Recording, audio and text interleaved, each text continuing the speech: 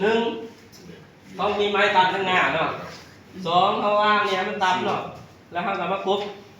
การกบก็คือเขาว่าอธิบายเบื้องต้นเลยนะให้แน่เบื้องว่าเบื้องใดมันกุ้งเบื้องใดมันกุ้งเนาะ จานทุกครั้งสกุล ส่วนสากก็คือเนาะสากกางแพงมันข้างหน้าแล้วเอาไปซอยเนาะนี่ครับกบไม่ได้สากคือเนาะ บอกกันละเอียด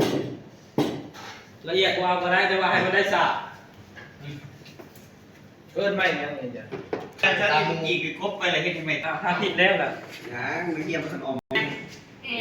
ใส่ มันกินลายหมดเนาะแล้วต้องหันออกให้มันตัวนี้ยากออกเนาะมันกินลายเนาะ มันส่วนลง ยายมันกินน้อยถ้าเรากินน้อยก็คือว่าเบื้องต้นนั่นแหละถ้ามันกินน้อยถ้ากินลายมันจะประสาท สภาพพกพามันได้เลยว่าเวลาพกเร็ว มีแล้วมีไหมเราแต่ว่าเขาไม่บกบเนาะ เป็นว่า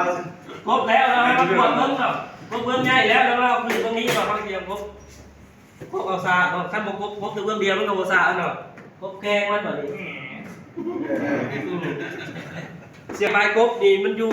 ถึงหน้าโต๊ะเนาะมันจะเป็นช่องว่างเนาะคือการกบ ปั๊บ สร้างแล้วเนาะแบบนี้เนาะตัวอย่างอาจารย์กบสร้างแล้วเนาะเอาให้นักเรียนมาเห็นว่าคิวจะ แนวใหม่เสีย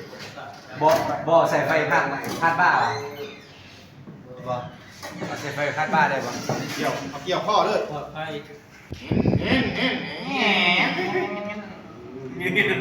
ป๊อปกินลาย หลายคนดี กินไรวะเงี้ยมาเลย แม่เลย โอ้กินไรโอ้ เบิ่งของแท้เลยชุบแท้ว่ะ เด็กชายเลย ได้นะได้นะโอเคเอาต่อไปยังหมอเปียก อีกคนนึง ช่างไป มาสาธิตเนาะจะตามอาจารย์สาธิตยังแม่นเฮาต้องกบหน้าใหม่เบิ่งแง่ก็เนาะอาจารย์สาธิตให้เบิ่งกี่แง่แง่ เอา วินาทีเขาจะมาแทกมันมีการเป็นสาธิตมาแทกเบิ่งการแทกของกบนั้นไงเขาจะมาแทกกับสาคือสาตัวเองบ่ให้มันเป็นหูเนาะถ้าสมมุติเป็นหูมันยังบ่อันนั้นเนาะ อาจารย์คือประเทศมันนี่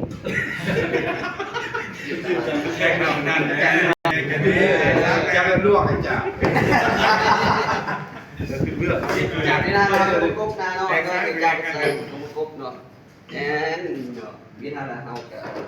แทกเกิดจากแทกพันติดตามโอ้ยสาสาเนาะ เอาไปซอย พอท่านสาเขาก็จะมันกบมันจะมันสากบจะมันสา ก็เป็นเดือนจากที่ดีจากเลย กบจะสาเราแจกสากีแหละสายตาเขาไม่แน่โอ้แบบโอเคว่าซื้อได้เนาะไปซอย เอ้าจะชักมาผู้สมัครความสมัครใจออกมาผู้นึงเนาะออกมาการศึกษาว่าเสียใจบ่แต่เอาตัวแทนจากผู้นึงสองคนเนาะอาจารย์สังเกตว่าพวกน้องเรียนใจทำใจเอ้าออกมาเนาะมอบเรียกเด็กใครพวกมันได้สร้างนี้เนาะว่าสิได้สร้างหรือบ่ได้สร้าง ขอบคุณพรบุญพร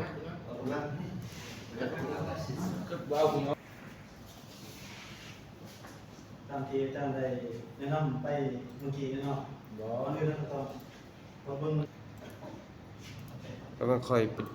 เป็นจานออน อันนี้จะให้เรียกเป็นกลุ่มเนาะอันนี้กลุ่มที่สามออกมาเนาะหมายความเรียกจะให้เป็นกลุ่มที่หนึ่งกลุ่มที่สองกลุ่มที่สามเนาะอันนี้กลุ่มนี้ออกมานี่กลุ่มสองเนาะยังอีกกลุ่มสามกลุ่มสี่เนาะเจ้าเฮ็ดตามแต่ว่ากลุ่มสองกลุ่มสามเมื่อกี้เฮ็ดตามเนาะเฮ็ดแม่เฮ็ดตามอันนี้เป็นเพราะเรียกให้ว่าเฮ็ดว่ากลุ่มใดเฮ็ดได้ดีเนาะ เขาพูดถึงว่านั้น เอากลุ่มพอแล้วกลุ่มเดียวพอแล้ว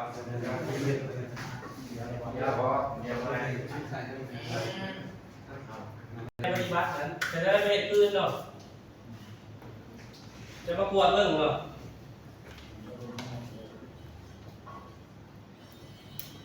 หน้าใหญ่นี่เนี่ยโมซ่าเนาะแสดงมาได้มันครบคืนเนาะ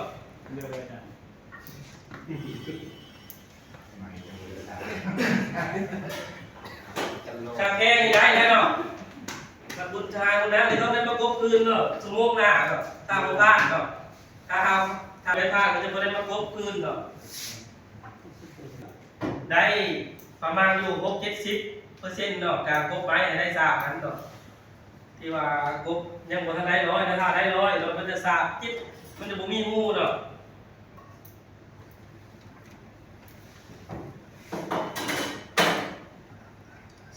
เข้าใจ ได้สาบ ได้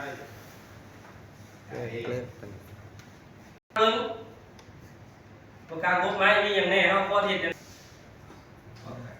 เอาก็เฮาสิกบไม้เฮางูอย่างก่อน แม่ไหม เพราะว่าเครื่องมือสร้างไม้มันอันตรายเนาะความปลอดภัยมันจะสูงเนาะ 1กวดเครื่องจักรเนาะเอามีความปลอดภัย บางคนก็ 2เนาะว่าเรื่องวัสดุเราใหม่ที่เราจะมาคบ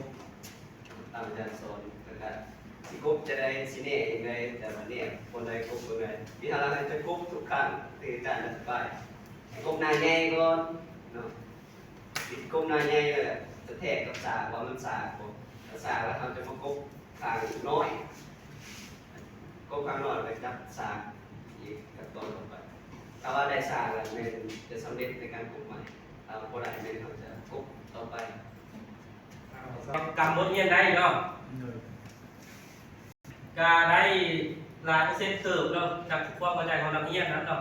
แสดงว่าเขาสอนไปบ่เสียเปล่าเนาะเรียนผม